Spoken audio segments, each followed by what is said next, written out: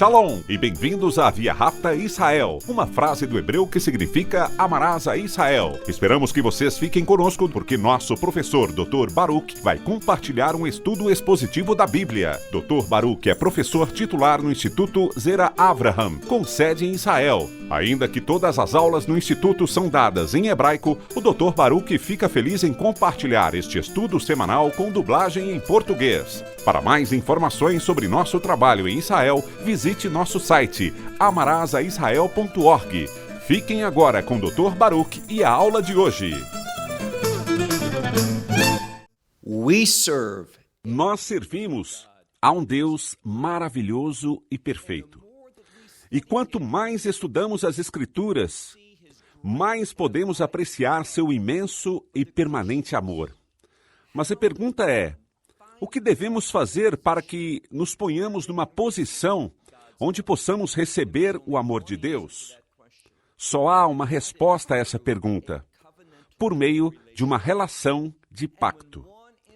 Quando alguém entra num pacto dessa magnitude, e para que fique claro, estamos falando de uma relação debaixo de um novo pacto, a qual ensinou Jeremias, em Jeremias capítulo 31, quando falou não só da fidelidade de Deus para manter esse pacto, mas uma das palavras-chave desse pacto é o perdão perfeito de Deus.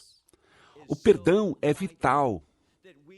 É vital recebê-lo, mas também é vital demonstrar esse perdão aos demais. Pegue sua Bíblia e venha comigo ao livro de Mateus, capítulo 18. Livro de Mateus, capítulo 18.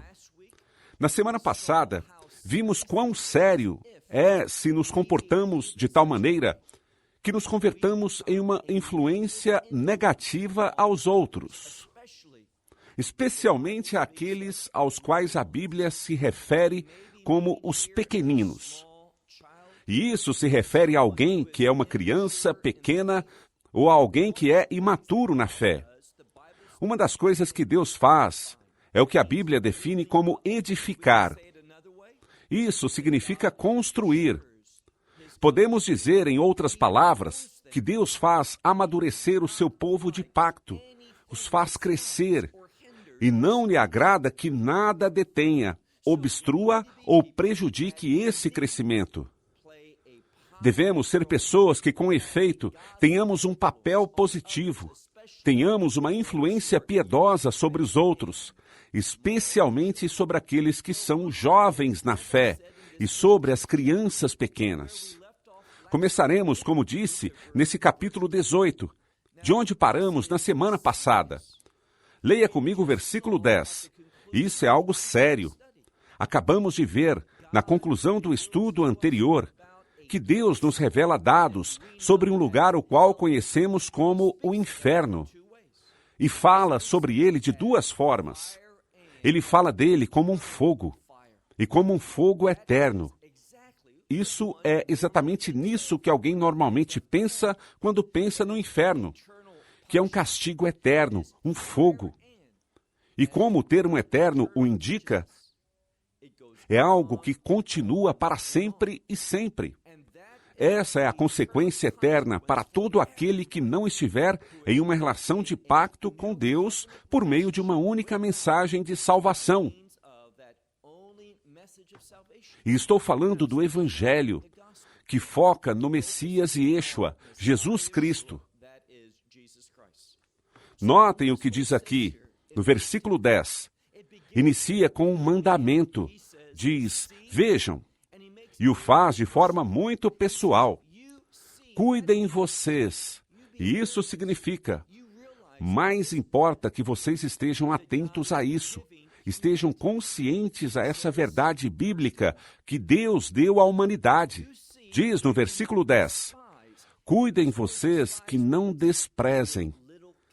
E essa palavra para desprezar significa dar pouca consideração a algo. Pensar que algo não tem a importância suficiente. A palavra desprezar em português é uma palavra dura e, de fato, tem relação com essa palavra no grego.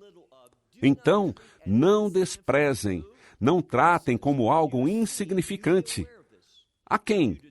Diz aqui, vejam bem, estejam conscientes disso, que não desprezem um desses pequenos, porque em verdade lhes digo que seus anjos no céu.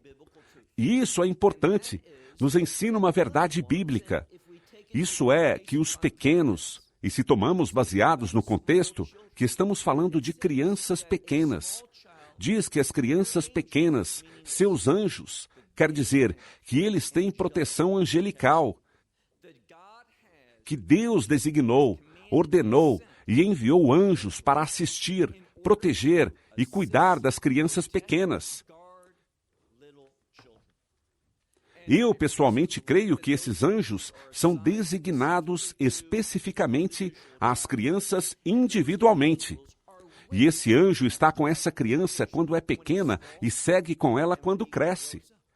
Há uma maravilhosa declaração aqui ao continuar lendo. Mais uma vez. Cuidem-se bem de não desprezar a qualquer um desses pequenos, porque lhes digo que seus anjos no céu. E temos uma expressão que significa sempre. Essa é a maneira correta como devemos entender isso, em todo momento. E o que ocorre com esses anjos a todo momento? Seguimos lendo. Eles veem o rosto do meu Pai no céu.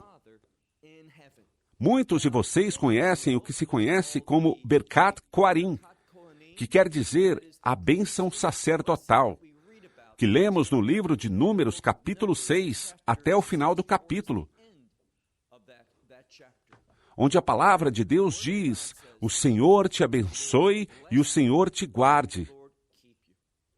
O Senhor faça brilhar seu rosto sobre ti. Também diz, muitos o traduzem diferente, mas diz que o Senhor levante seu rosto, sua face a ti. E o ponto aqui é muito simples. Quando vemos essa expressão sobre ver o rosto do Senhor, recordem do que falamos. Estamos falando da bênção sacerdotal.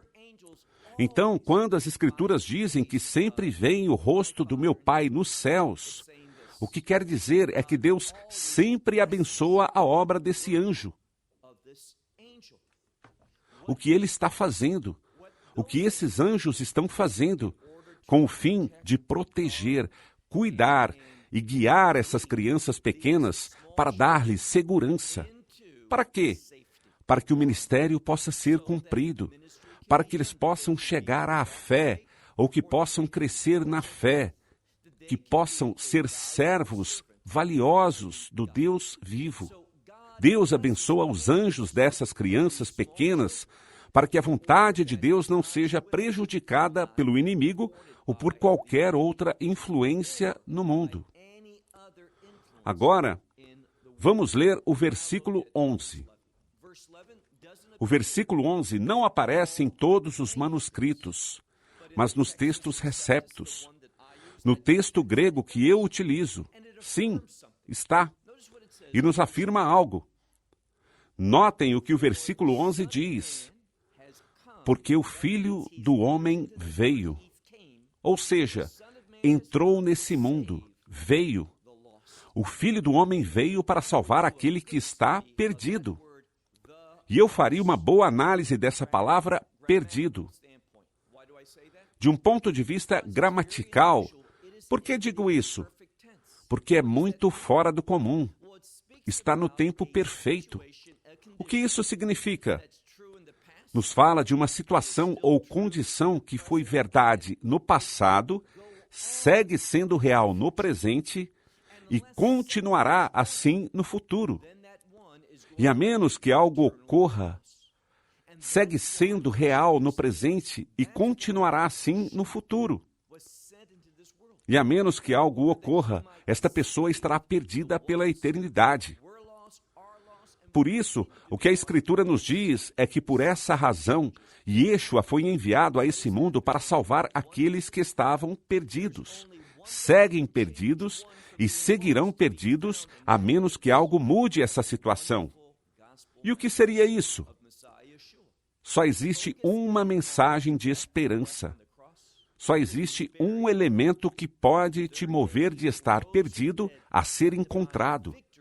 E essa é a maravilhosa mensagem do Evangelho do Messias Yeshua, que foca na sua morte na cruz, na sua sepultura, e que no terceiro dia se levantou entre os mortos, significando a vitória. E aqui está o mais importante: a vitória sobre a morte. A morte é sinônimo de pecado. Portanto, pelo ministério do Filho do Homem, e falo do seu Espírito, ao que a Bíblia se refere como Espírito Santo. Quando o Espírito Santo está na tua vida, e você está experimentando a sua unção, sua liderança e seu ministério, você vai descobrir que irá perseverar, irá permanecer e cumprirá os planos de Deus. Avancemos ao seguinte versículo. Leiamos o versículo 12. Agora, ele nos dará um exemplo. E é muito importante que entendamos a cultura, porque se não entendemos a cultura, vamos perder a verdadeira mensagem desse tipo de parábola. Ainda que não é chamada parábola, esse certamente é o exemplo perfeito do que é uma parábola. Leiamos agora o versículo 12. O que vocês pensam? E quer que consideremos algo. Recordem, ele está falando com indivíduos que viviam nessa cultura, nesse tempo. Eles entendiam muitas coisas que tinham sido perdidas em nossa cultura com o passar dos anos. Ele quer que consideremos isso do contexto correto. Mais uma vez, versículo 12. O que vocês pensam? E isso é qualquer homem. Não importa de quem se trata. Não é ninguém em particular. Simplesmente é um ser humano. Se certo homem tivesse 100 ovelhas, e uma delas, preste atenção, essa palavra para estar desviada não implica se desviar, mas algo ou alguém a faz desviar. Por qual razão essa ovelha se desvia? Está na forma passiva, o que significa que algo ou alguém atuou de uma forma que arrastou essa ovelha, longe do rebanho. Essa palavra, que significa fazer desviar, também se relaciona com ser enganado. Então, esse homem, e possivelmente estamos falando de um pastor, se ele tivesse 100 ovelhas e uma delas é enganada. Vejam agora a segunda parte do versículo 12. Aqui é quando a cultura é tão importante, porque lemos que diz: acaso não deixa as 99 na montanha? Algumas traduções dirão: acaso não deixa as 99 e vai à montanha? Mas isso não é o que diz. Diz que ele deixa as 99 na montanha. Isso é formulado como pergunta, querendo dizer que isso é, obviamente, o que o pastor faria. Mas eu discutiria, com base na cultura, que um pastor não tomaria uma decisão assim. Porque, apesar de que alguém que foi enganado, possivelmente se verá perdido, ficará sozinho, sem o benefício de ter um pastor. Logo, será devorado por algum lobo ou algum animal de quem seria uma presa, e, portanto, seria destruído. Mas aqui está a chave. Quando ele diz, acaso não deixa as 99, a maioria de pastores não faria isso. Então, por que o Messias diz isso? Porque ele é o bom pastor. E o bom pastor é único. A razão pela qual é único, a vemos, por exemplo, no Evangelho de João. Ele não é como os assalariados, porque ele ama as ovelhas, a todas elas. E é esse amor tão forte por cada ovelha individualmente que faz com que ele deixe as 99, que corra esse risco tão enorme para salvar aquela que se perdeu. Quando lemos, conhecendo a cultura, acaso não deixa as 99 na montanha? Provavelmente não, mas o bom pastor fará justo isso. Buscará essa única, e o que diz novamente na forma passiva, que havia sido enganada. Leiamos o versículo 13. E se a encontra, Em verdade vos digo que ele se alegrará por ela mais do que pelas 99 que não foram enganadas. Por quê? Porque estava tão triste por aquela que havia se perdido. Recordem o contexto. Deus odeia. É uma palavra muito forte, mas adequada. Deus odeia o engano. Odeia a influência imprópria, que faz desviar as pessoas da verdade. Porque quando se desviam da verdade, o que acontecerá? Se encontrarão numa posição muito perigosa. E será só uma questão de tempo para que se encontrem com o inimigo, e o resultado desse encontro será desastroso. Por isso é que quero que repassemos o versículo 11, que diz: o Filho do Homem veio salvar aqueles que se perderam. Ele é o bom pastor, e por aquele que se perdeu, ainda correndo um grande risco, ele irá buscá-la, deixando as demais. Por quê? Devido a esse amor de pacto. Isso é o que as Escrituras nos dizem. Uma vez mais, lemos: em verdade lhes digo que ele se alegra por causa daquela que encontrou, mais do que pelas 99 que não foram enganadas. Assim, passemos ao versículo 14. Assim, não é a vontade do meu Pai, diante do meu Pai no céu. Quero enfatizar isso porque a maioria das traduções não faz isso. Diz adiante, o que significa debaixo do seu domínio, debaixo da sua autoridade. Não é a vontade diante de Deus. E esse versículo contém grandes implicações teológicas. Vemos algo aqui. Esse versículo nos ajuda a entender a visão correta da soberania de Deus. Deus sempre é soberano. Mas a soberania de Deus não significa que ele faz tudo o que quer. Bem, na sua vontade, em última instância, será cumprida. Por quem? Por seu povo de pacto. Mas a vontade de Deus não deseja que ninguém se perca. Aprendemos isso? O Filho do Homem veio a salvar aquele que se havia perdido. Não só a alguns dos perdidos, mas a todos. Mas há parâmetros, há regras, leis espirituais que governam isso. E, portanto, leiamos esse texto com cuidado. Uma vez mais, ele se alegra mais por essa que encontrou que pelas 99 que não foram enganadas. Assim, versículo 14, não é a vontade do meu Pai Celestial, diante dele, do seu Pai que está nos céus, que qualquer desses pequeninos pereça, que se perda. E essa palavra para perecer significa ser destruído. Agora vem uma outra passagem importante. Inicia falando sobre o perdão. E a razão disso é que agora vamos falar sobre o perdão. Um dos atributos principais de Deus é a misericórdia. Ele é misericordioso. E essa misericórdia produz em você e em mim o perdão. Sem esse perdão não teríamos esperança. Estaríamos eternamente perdidos e passaríamos toda a eternidade no fogo que não tem fim. Mas o que é que Deus faz? Ele nos perdoa e nos ordena que sejamos pessoas que também sabem perdoar. Vejamos agora o versículo 15.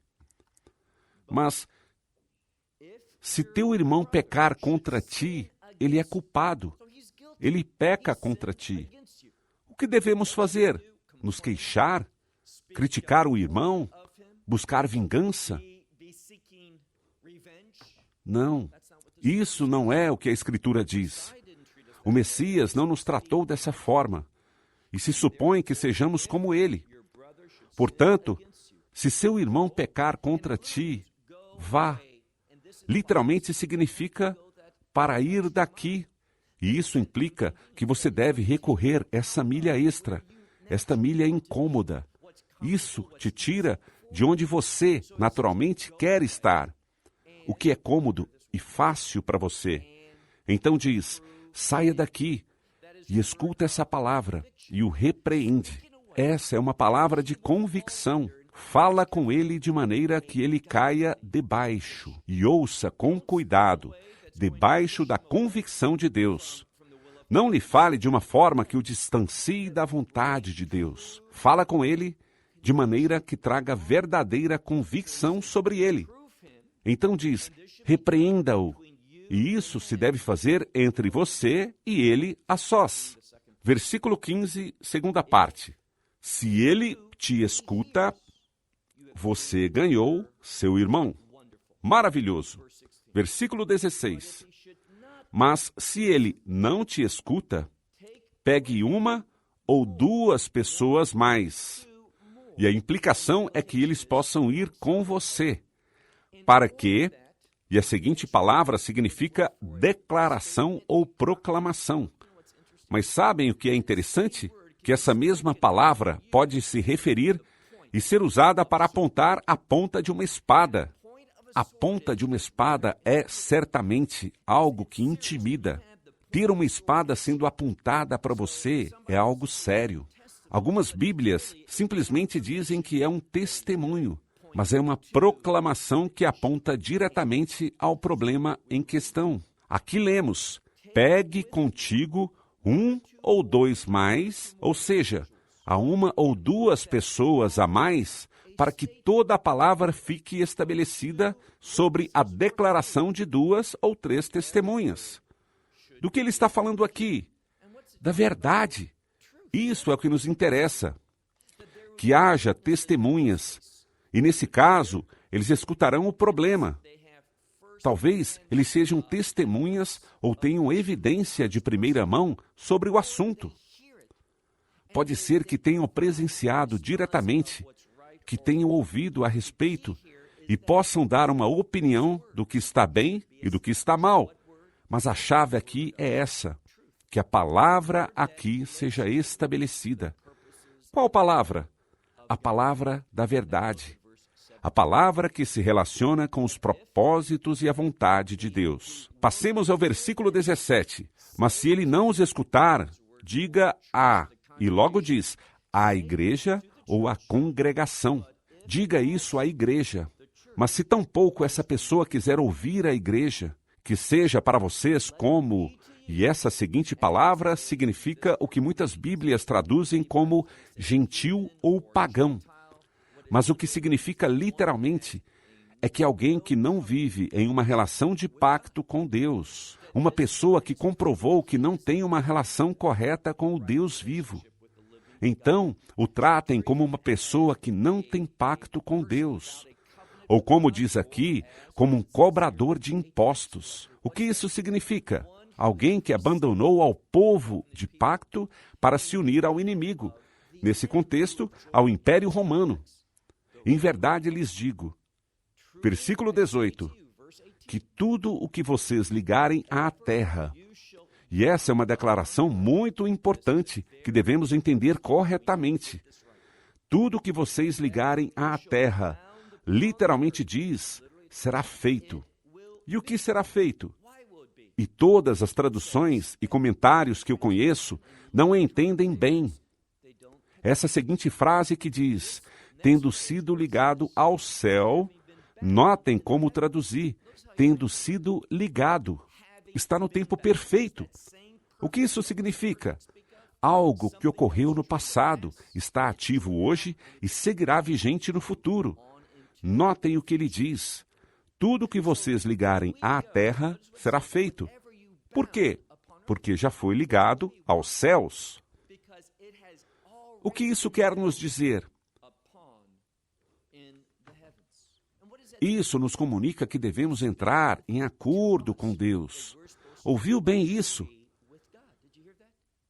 Se espera que sejamos pessoas que o que ligamos está sendo ligado à luz da vontade de Deus, os propósitos de Deus, o que a palavra de Deus nos revela.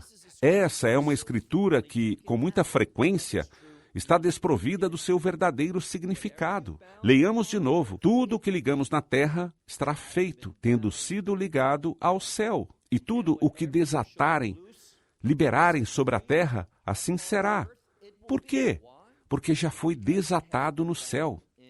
Versículo 19. De novo, lhes digo que, se 2 de vocês, e aqui está o ponto importante, entram em acordo sobre a terra, aqui não diz que entrem em acordo mutuamente. Isso é importante. O que diz, se você presta bastante atenção, de novo digo a vocês, porque aparece o termo de novo aqui. Por que aparece o termo de novo aqui? Por se relacionar ao que acabamos de dizer no versículo anterior sobre atar e desatar. De novo digo que se 2 de vocês entram em acordo sobre a terra, com respeito, e notem a seguinte frase, muitas Bíblias dizem tudo. Se o vemos de forma cuidadosa, se trata, na verdade, de 2 palavras. A frase em grego é pantos para nartos. Pantos significa todos ou cada um. Por isso, muitas Bíblias dizem simplesmente que se 2 ou 3 de vocês entrarem em acordo sobre qualquer coisa, então o Pai Celestial fará que aconteça. Mas isso não é o que diz. Você crê que Deus simplesmente dirá, já que 2 ou 3 de vocês se colocaram em acordo em algo, eu vou obrigar a mim mesmo de cumpri-lo? Muitas vezes vejo crentes ou supostos crentes que entram em acordo porque desejam algo, e certamente não é a vontade de Deus. Devemos usar um pouquinho do que se conhece em hebraico como serro, entendimento, para interpretar isso de maneira apropriada. A palavra aqui, notem o que diz. De novo, lhes digo que se 2 de vocês entram em acordo na terra com respeito a qualquer, e a seguinte palavra é pragmato. O que significa? É a palavra da qual sai o termo pragmático. E algo pragmático é algo que foi inteiramente investigado de acordo com os fatos e a realidade. E, portanto, alguém toma uma decisão ou uma ação de que tal feito, ou o desejo de alguém que seja melhor, se cumpra. E quem é esse alguém? Notem o que a Escritura diz aqui. Se vocês entram em acordo na terra, 2 de vocês, com respeito a qualquer coisa, a tudo que seja pragmático. Se vocês pedem, se o podem, será feito por meu Pai nos céus. Por quê? Iremos aprender na próxima semana, quando retornaremos esse capítulo, porque Deus responderá. E como entender corretamente isso de tudo aquilo que seja pragmático, para que Deus, de acordo com o que Ele considera adequado. Shalom, desde Israel. Shalom from Israel. Esperamos que você tenha desfrutado da aula de hoje e que possa compartilhá-la com outros. Te convidamos a participar e nos acompanhar a cada semana, a esta hora e por este canal, em mais um episódio de Amarás a Israel. Para mais informações em português, visite amarasaisrael.org, onde encontrará muitos outros estudos realizados pelo Dr. Baruch. Até a próxima semana. Que Deus, nosso Messias e Yeshua, nosso Senhor Jesus Cristo, te abençoe durante a sua caminhada com Ele. Shalom, desde Israel.